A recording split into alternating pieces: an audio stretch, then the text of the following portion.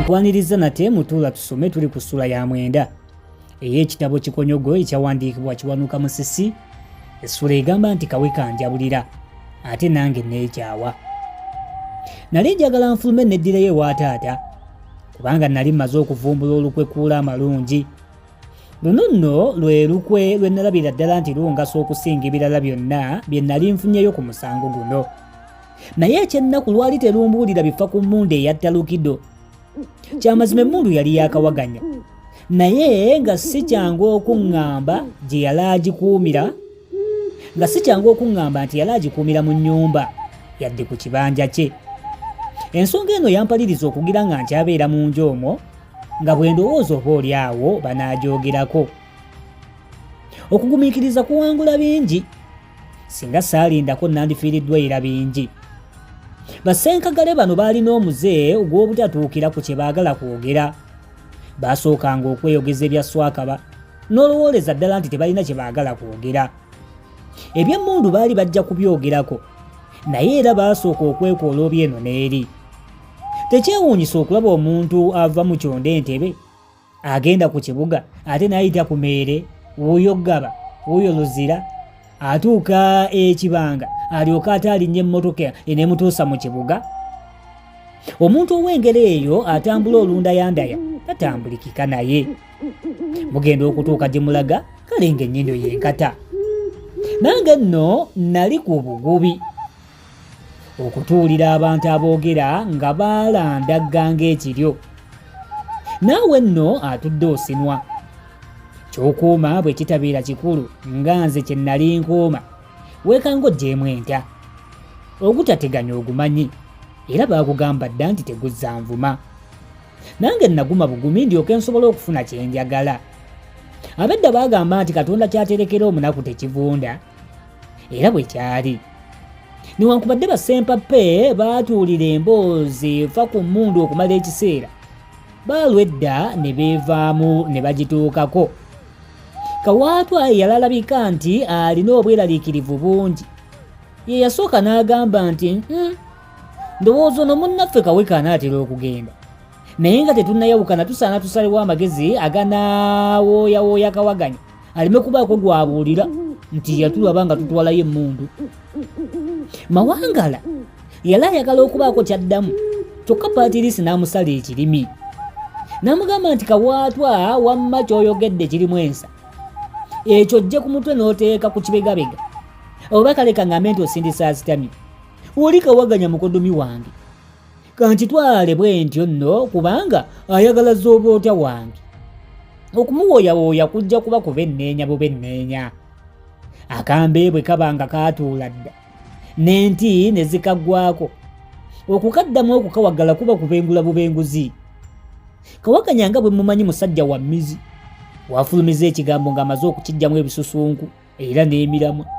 Kyokka newankubadde nga kiri bwe kityo, nzijja kwogera naye era mukkaatirize n'okumukuutira, kubanga olunsi ate mmwanyi gye weesiga yeetebaamu mulamwa.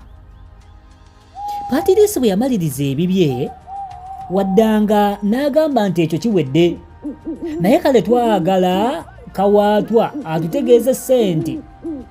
Twagala Kawaatwa atutegeeze ssente z'onootwala okukuba ttoomu nga tukututte mu mabira.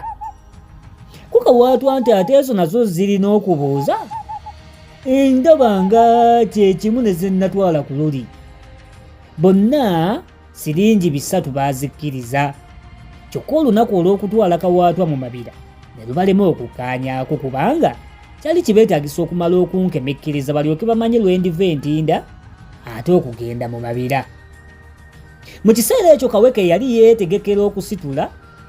Kawaatwa, Mawangala ne Patirisi baali bamusaba abatwaleko mu mmotoka gye yajjiramu, kyokka n'abazibiikiriza ng'amukola agagamba ag'abateeteemusanga nnyindo yankolera.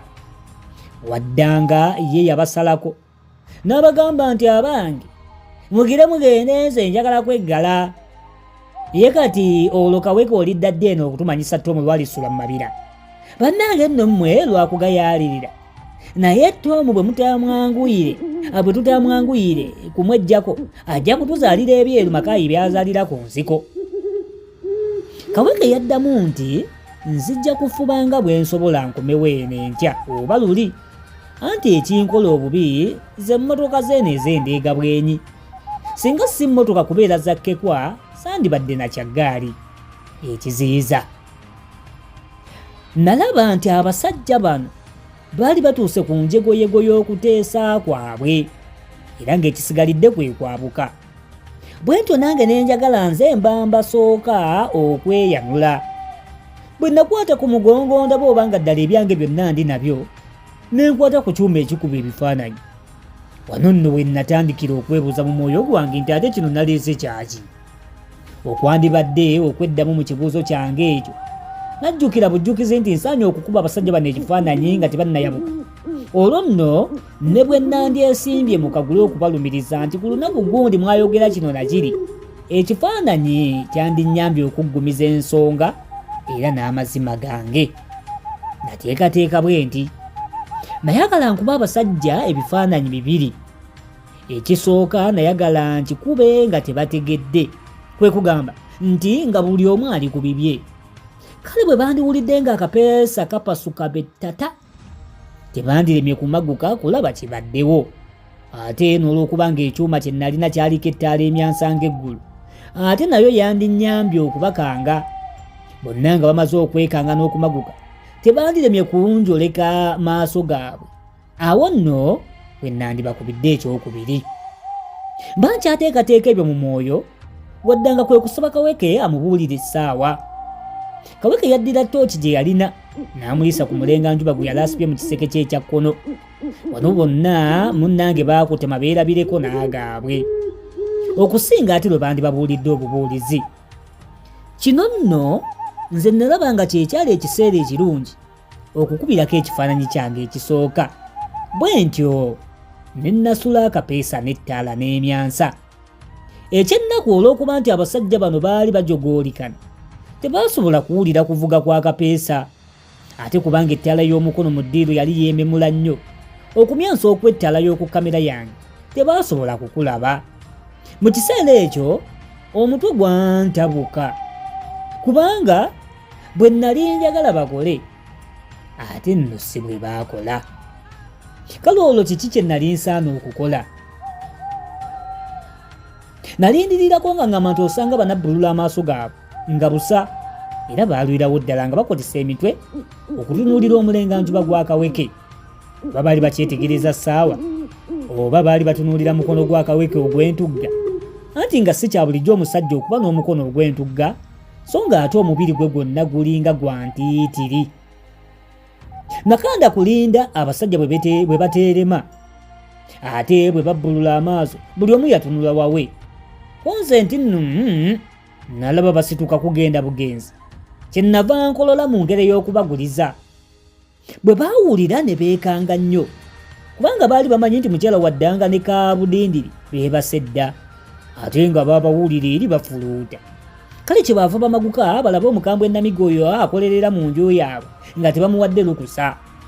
Nalaba baganjolesi ne ŋŋamba mu mwoyo gwange nti ayiddu ng'oyigga ngotta, akapeesa ne nasula n'ettaala n'emyansa, ate olwo ng'ekifaananyi tekiwedde.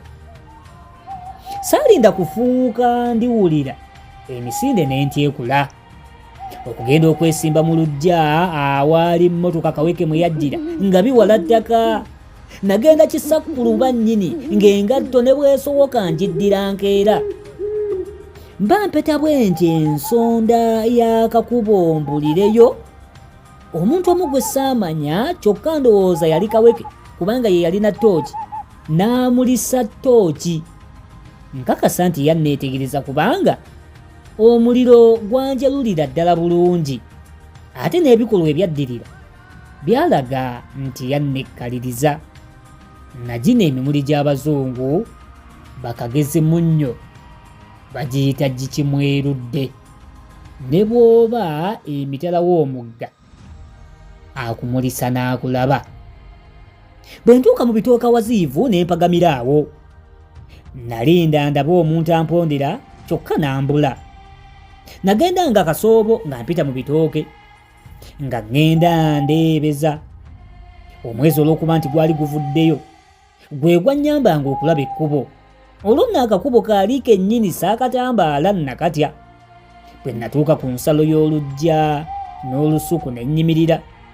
Awo nno ku ludda olw'omukono gwange omukazi we waali omusaali omusaakaativu ennyo. Bambega tetulina kye tutamanyi. Okulinnya eyo mmere yange, ate okutandaaza enva zange. Nabuuka nga lisewaggaba libafubuutudde mu mpirivuma, oba nga nakabugo gye bawumattudde mu musiri gw'akasooli omunnandi, ne neekasuka mu mpago y'amatabi. Kuli ku muti nga nninga bw'olaba enkere bw'egoba eŋŋaaŋa, anti nga toyinza kuwulira yadde akeenyeenya. Nalinnyaku katono ne ntuula. Koze nti bwe naawalampa eri waggulu mu busanvu, bwe bananfubuutula kale naavaayo ntya. Awo nno waggulu we nasinziira ne mpulira abali bavuuvuumira mu luggya. Eddoboozi ly'akawaatwa awo wennyini we lyagambira nti, ha, ababbi nno nga bajooga, olaba si buno okukololakolola. Naye nno yappya dda n'awalala kubanga Kaweke amukubyemu ttooki. Nze ndabye nga awakattidde entwala nnene ku mugongo.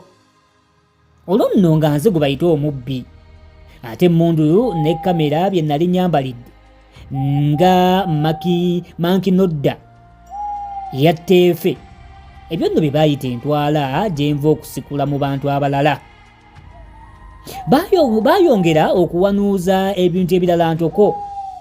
Eri ettaala eyamyansa nga mbakuba ekifaananyi bagyeyitira ttooki.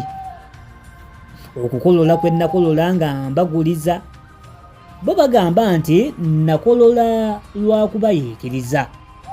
Naye ekyanneewuunyisa kwe kuwulira nga maloboozi agali mu luggya awo okumpi nange temwali muli Akaweke. Kyaddaaki nga banne bamaze okwebuuza Kaweke gye yalaalaze, nga lwe mulengera ng'afubuutuka mu nnyumba ya waddanga, ajja yeesika n'ettooki ye ng'emunyeenya. Bwe yatuuka awo awaali banne, mpozzi ne balaba nga yali akutte omugwa. Omu ku bo n'amugamba nti, owange Kaweke, omugwa ogutwala wa? Ku Kaweke nti, bannange bwe tugayaalirira omubbi ono tuba tufudde. Bye twogedde byonna nze mmanyi nti abiwulidde. Mugamba taatulonkome ku mbuga. Ekale bannange nze ŋŋamba nti mugire tutalaage wano mu lusuku, ayinza okuba nga yeewogomye omwo. Anaasooka okumulaba ng'akubira banne wuuli. Kyokka tewabaako banduulu kubanga abantu abalala bayinza okujja okudduukirira ate ne bitubulira ku matama. Banne bonna baamukkiriza era amangu ago ne babuna emiwabo. Buli omu gye yalaganga ng'alonda ekitittiriri oba mbuukuli ya muggo oba kaswanyu ng'akuuliita naako. Ye Kaweke yalina kye yakwata okuggyako omugwa gwe n'ettooki, anti nga yabyekutte dda omuwa butwa kikere. Ye yabandira awo wennyini we nnali n'abama n'adda eyo. Ate teyalwayo n'adda. Bwe yatuuka awo ku kikolo ky'omuti kwe nnali n'ayimirira. Nalowooza nti Kaweke yalandabye era nga ŋŋamba nti oba yali agenda okukubira banne wuuli bajje banneegabule.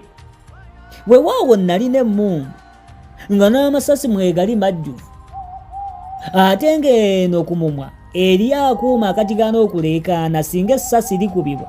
Naye maama nga sirina mwoyo guyinza kutta Kaweke mu kaseera ako. Ebirowoozo nabyo biringa tulo, ate tebimanyalirira nnina. Ku ssaawa eyo byatandika okunzijjira ebiringa amazzi.